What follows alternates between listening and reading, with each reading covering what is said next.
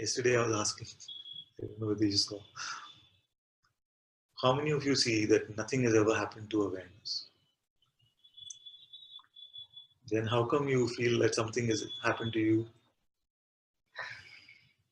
So there must be a belief that I am something other than the self, something other than this primal witnessing. That's why in the Upanishads they say, just be the witness. But even that has been misunderstood, that I personally must be the witness. So I'd rather say you are the witnessing, you can't help it.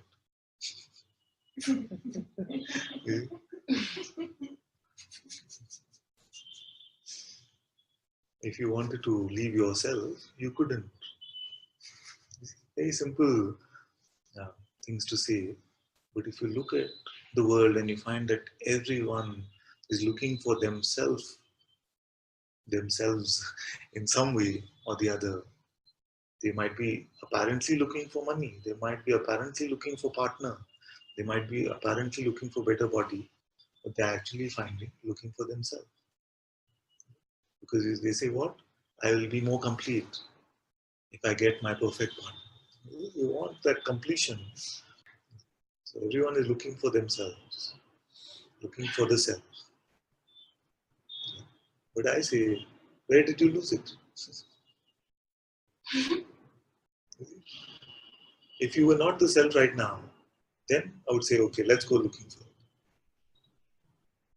The thing with the self is you can't even leave it.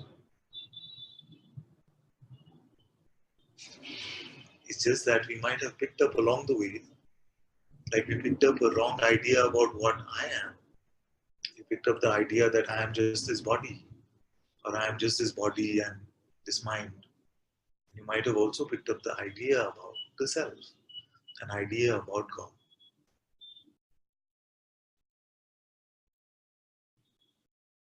And yet, what is your greatest idea about God? It's ever present. No? Nobody says, I believe in a God who comes and goes.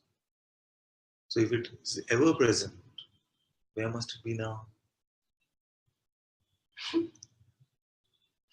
That which is ever present, can it not be here now? If it is here now, where must we go look for it?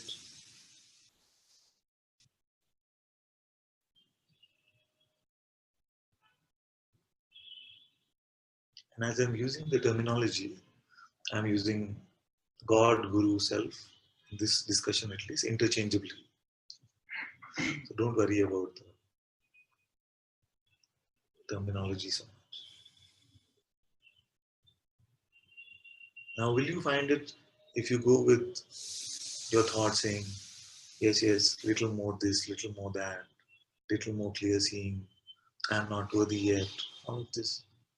Can it be true that the ever-present one can be lost just because your mind says it is lost? And it has to be found.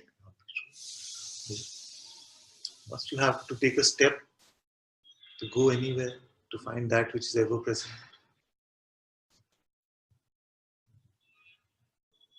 What are you now?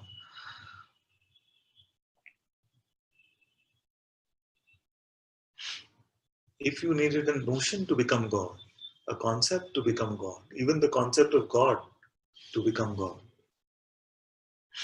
then God would not be ever present.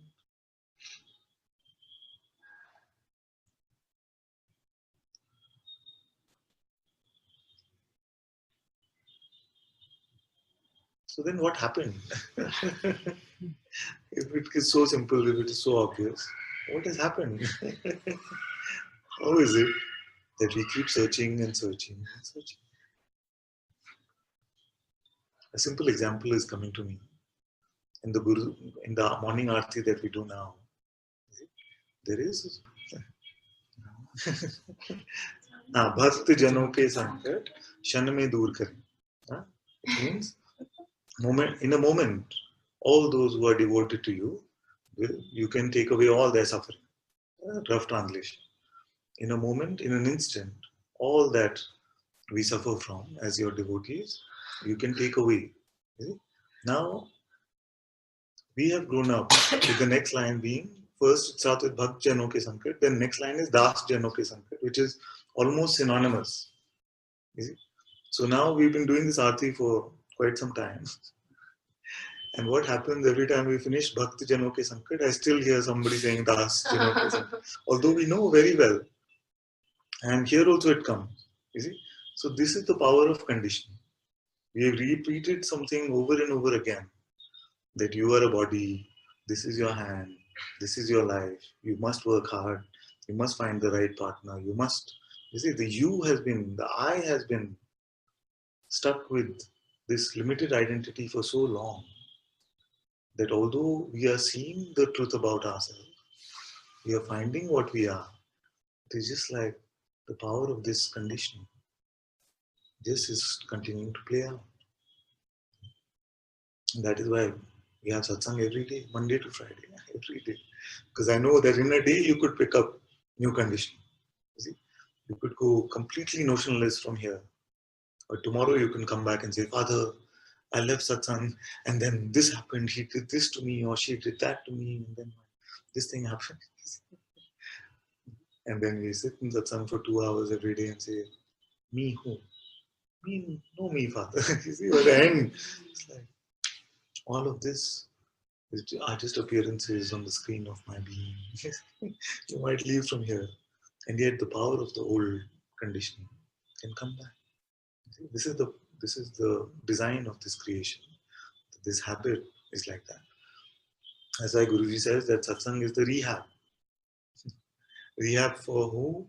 Rehab for God. From what? From this idea that I am a limited entity. From the idea of the ego.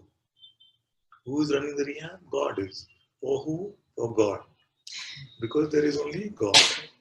So God decided to play this game of being an individual, ego. It wanted to taste itself in a limited form. It got, jokingly, we can say, it got tired of being the unlimited. This is too, where's the excitement in this? I can't be hurt. There is nobody other than me. What's the, where's the excitement? I need some drama in my life. Then God said, okay, I will play all of these beings and enjoy the taste of playing limited. And then says, enough. Done. What am I? So, but even the coming to this, it doesn't want an abrupt end to this movie. It doesn't want the novel to end suddenly. Like, okay, I'm coming to my godliness again. I'm dropping the notion, so many notions. Okay, whatever it might be, since you started coming to satsang, a large percentage of the notions must be dropped. You see? I'm sure there could be some that still stick around. It's okay, the sticky ones can still be there for some time. But I don't feel really. You might even have picked up new ones, satsang notions. You see? But at least this much must be there that if you come openly for some time, many of your notions that you carried when you came in are not there now. At least this much has to be there. So then, just to come to this notionless existence, God is dropping. Now, for some, it happens one splat. Like Bhagwan had this at 14-year-old or 16-year-old. He had this experience where he felt like he's dying, and he said, "If I die, I want to be there to experience it. So let me lie down and see what actually happens." And in seeing that, in the openness to the death experience, it is the same thing. What I say, the fear of the unknown, it's like the wobbly, conceptless, notionless existence. It initially can seem a bit wobbly. But if you just say, okay, let me see what happens if I just go through this, then you will see the wobbliness is no big deal for you. Okay? But in going through that, some like Bhagwan, they say, all of this conditioning was dropped. But even then, what happened in Bhagwan's life? For many years, he remained in silence. That marination, what Guruji talks about. So Even to come to that notionless existence then can seem like, what is there to speak? What words are needed? And then consciousness itself puts words into that one's mouth, saying that, okay, it's done in this expression, but then I want to play as other expressions coming to this expression. Is it to hear what happened to you? I just dropped all my concepts about myself.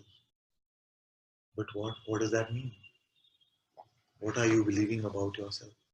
Who am I? Ask yourself. Bhagavan said, who am I? Is it true that you are who you claim to be? That is the question, who am I? Is there truth to this notion that you might be carrying about yourself, that you are the body, that you are the mind? In asking who am I, what happens?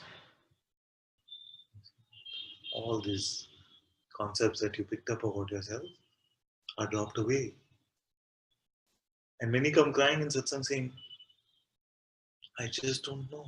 This is so sad, I don't know. And I feel so happy because you don't know means you are empty of concept about yourself. You see, this is not bad news. It is only again the conditioning we've been taught in school. You must know this, be prepared for your exam. Your parents say what you got in your report card. You see, so if you say in my report card I got a I don't know, it feels like it's the worst news, but it is very good news.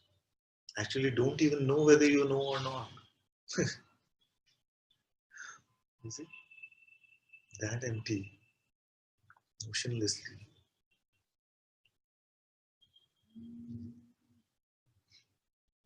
And the fact is that even to come and report that you don't know, something brings you to satsang. There is a supreme intelligence which knows the way how to log into Zoom and how to come to the house. So life continues to function in one way or the other.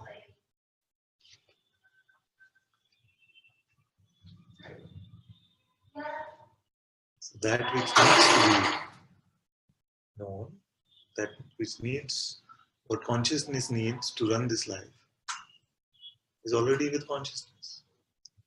Consciousness does not need the aid of thoughts.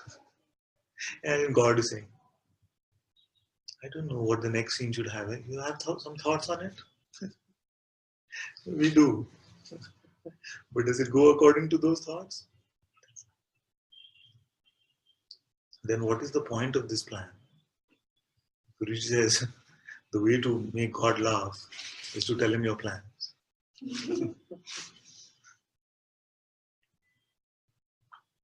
There is no use for any notion. It is only if we consider ourselves to be something which is limited,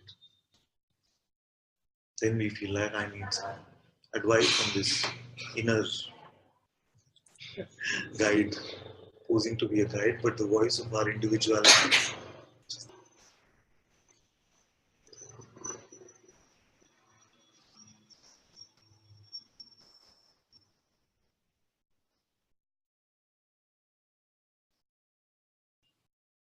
So first you put on the mask